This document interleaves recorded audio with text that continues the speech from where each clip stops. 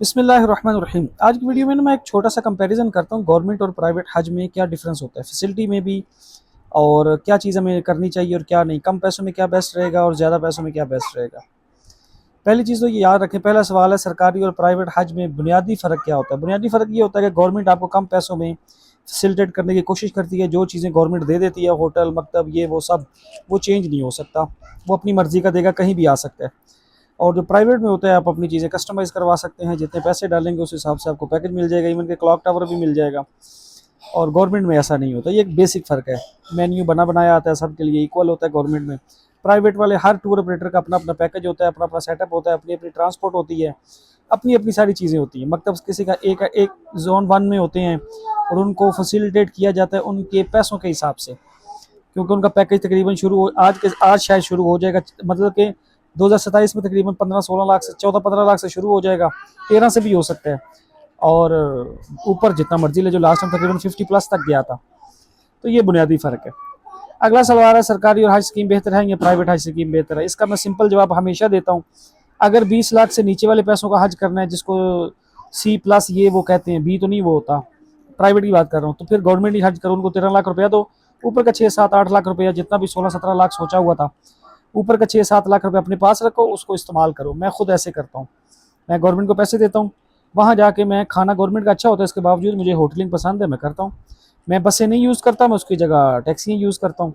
तो मुझे वो लास्ट टाइम जो मैंने हज किया था, मेरा वैसे मैंने गवर्नमेंट को दिए थे 12.5 लाख तकरीबन, और ऊपर मेरा खर्चा आ गया था 3-3.5 लाख रुपये। मतलब मैं 15-16 लाख रुपये वो हज करके आया हूँ, जो मैं गारंटी दे सकता हूँ कि 20-25 वालों ने भी नहीं किया होगा। तो ये मेरा एक तरीका है, बाकी आपकी मर्जी। हाँ, अगर आप 20 लाख से ऊपर वाला हज करते हो, बी कैटेगरी और ए कैटेगरी, जो 20 से शुरू होंगे ऊपर जितना मर्जी ले जाएं, तो फिर मैं आपको प्राइवेट हज प्रेफर करूंगा। लेकिन अगर ये 16-17-18 लाख वाला हज करना है, C+ कैटेगरी ये वो, तो फिर चुप करके गवर्नमेंट को पैसे दो और ऊपर के 4-5 लाख रुपये अपने पास बजट रखो और हज करने जाओ।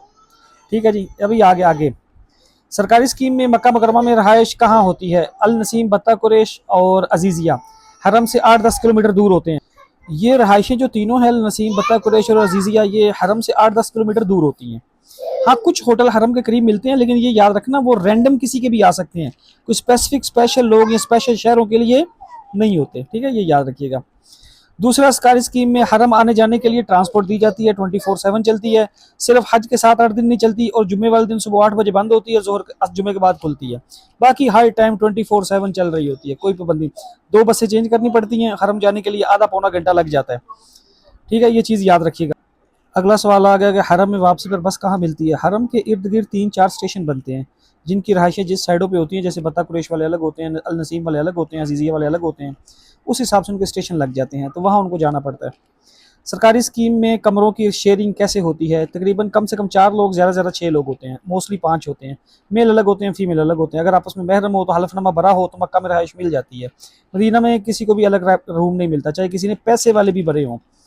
और वैसली 2 वाला ऑप्शन भी मिल जाता है, 4 लाख रुपए एक्स्ट्रा दे के 2 भी रह सकते हैं, 2 लाख रुपए एक्स्ट्रा दे के 3 भी रह सकते हैं। इसका जो पूरा प्रोसेस होता है वो हम आगे जाके बताएंगे भी। क्या सरकारी स्कीम में इजाफी अदायगी पर डबल या ट्रिपल बेड मिल जाता है? जी मिल जाता है। क्या फैमिली को बगैर इजाफी अदायगी अलहदा कमरा मिल सकता है? हल्फनामे के साथ मिल सकता है। सरकारी स्कीम में मदीना मुनव्वरा में रहायश कहाँ होती है? मरकजिया के अंदर होती है, मतलब हरम मस्जिद नबी से 2-4-5 किलोमीटर में ही, बहुत करीब करीब होती है। मदीना में तो बहुत आउटस्टैंडिंग रहायश होती है। मदीना मुनव्वरा में रहायश मस्जिद नबी से कितनी दूर होती है? बहुत करीब होती है। सरकारी स्कीम में खाने का निज़ाम कैसा होता है? अच्छा होता है, आपको अच्छा खाना दिया जाता है, 2-3 कैटेगरीज में बना के, चाय शाय खाना, बिरयानी ये वो हम अक्सर मोस्टली चीज़ें शेयर भी करते रहते हैं। खाना अच्छा होता है, उसमें कोई दो राय नहीं।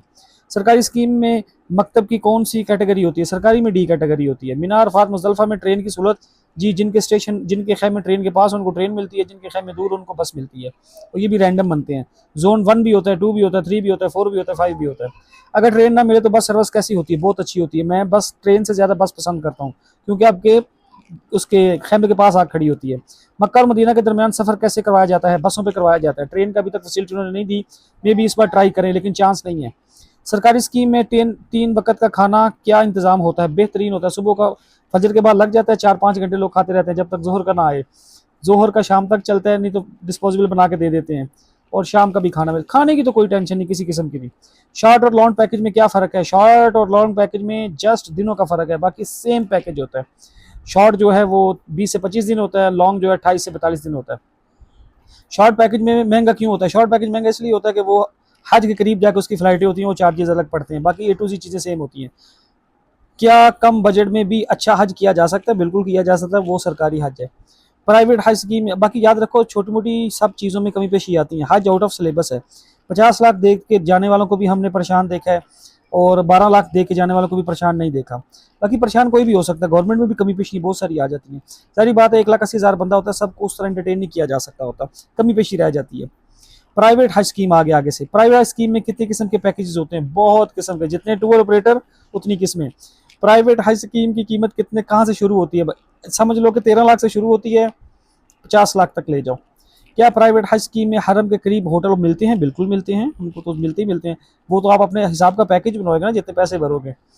क्या, लेकिन याद रखो ये हज के दिनों में सबको उठा के अजीजिया ले जाते हैं, ठीक है, वो भी एक एक मोनोपोली है, मैं उसकी बात नहीं करता, बस है, लेकिन अच्छा है, ज्यादा पैसे दोगे ज्यादा फैसिलिटेट होगे।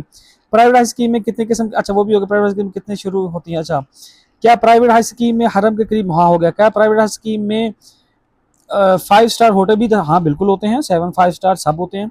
शिफ्टिंग पैकेज क्या, शिफ्टिंग पैकेज क्या होता है, इसकी मुझे समझ नहीं आई। प्राइवेट हाई स्कीम में मदीना मुनव्वरा की रहाइश क्या ऑप्शन होता है? हाँ वो भी अच्छी होती है, मदीना की रहाइश सबको अच्छी मिल जाती है।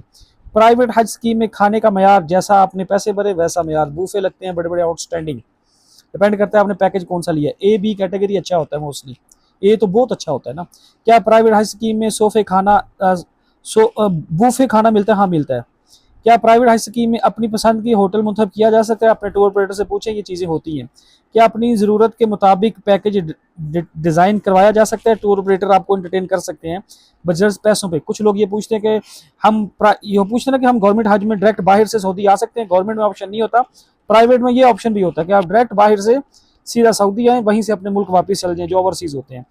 प्राइवेट हाई स्कीम में मतलब कौन कौन सी कैटेगरियाँ दस्तियाब होती हैं? ए बी सी डी सब कुछ होता है। जोन वन ही मोस्टली ज़्यादा होता है। क्या वीआईपी मकतब हासिल किया जा सकता है? किया जा सकता है। प्राइवेट हाई स्कीम में मशायर की ट्रांसपोर्ट बेस को आपको हर तरह जीएमसी वगैरह ये वो हर तरह की चीज़ें मिलती हैं। प्राइवेट हाई स्कीम में तो जाहिर बात है, जिस तरह का उन्होंने पैकेज बनाया होता है, जाहिर बात है 50-60 लाख का पैकेज दे रहा है, तो वो फैसिलिटेट तो करेगा ना, जाहिर बात है। क्या प्राइवेट हाई स्कीम में एम्बुलेंस, एम्बुलेंस सबको वैसे ही मिलती है, चाहे प्राइवेट हो या गवर्नमेंट हो, जहाँ ज़रूरत पड़े। मक्का और मदीना के दरमियान प्राइवेट ट्रांसपोर्ट कैसी होती है? अच्छी होती है। प्राइवेट हाई स्कीम में कौन कौन सी अजाफी सहूलत शामिल की जा सकती हैं? जो आपका दिल करे, क्योंकि प्राइवेट वालों में हम कुछ आपको तफसील बता नहीं सकते ना, हर किसी ने अपना पैकेज बनाया होता है। क्या बुजुर्ग अफराद के लिए प्राइवेट पैकेज बेहतर होता है? प्राइवेट जाओ या गवर्नमेंट जाओ, बुजुर्गों के साथ एक जवान जाना चाहिए जो उनकी खिदमत के लिए जाए, वरना गवर्नमेंट हो या प्राइवेट हो, चलना तो आपने खुद ही है ना, बुजुर्गों के लिए परेशानी होती है, इसलिए कभी भी बुजुर्गों को अकेले ना भेजा करो। क्या व्हील चेयर इस्तेमाल करने वालों के लिए प्राइवेट पैकेज बेहतर रहता है? हेल्पर साथ कौन है, चाहे प्राइवेट है या गवर्नमेंट है? बच्चों के साथ हज करने के लिए कौन सी स्कीम बेहतर रहती है? बच्चे बालिग हैं तो जिनसे मर्जी जाओ, चाहे गवर्नमेंट जाओ या प्राइवेट जाओ।